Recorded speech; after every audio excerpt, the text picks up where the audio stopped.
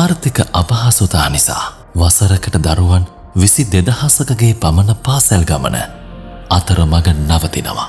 එම දරුවන්ගේ අධ්‍යාපනය අතරමඟ නතර නොවී සතුටින් ඉගෙන ගන්න අත්වැලක් වෙමින් 23 වෙනි වරටත් ඇට්ලස් සිප්සවි දරුවන් 4,000කට අධික පිරිසකට පාසල් උපකරණ පරිත්‍යාග කිරීම කුරුණෑගල රිදී විහාරයේදී සිදු කෙරුණා.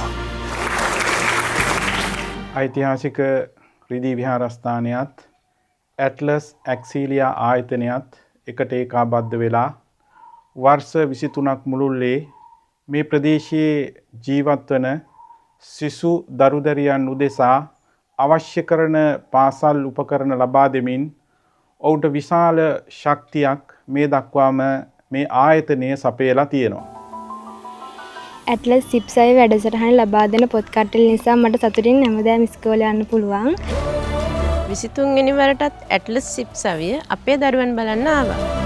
අභියෝග හමුවේ අකුරු කරන දරුවන්ට සතුටින් ඉගෙන ගන්න ඇට්ලස් සිප්සවි ශක්තියක් වන විට දරුවන්ගේ දැස් අහිංසක සතුටකින් පිරුණු සංවේදී මොහොතක්.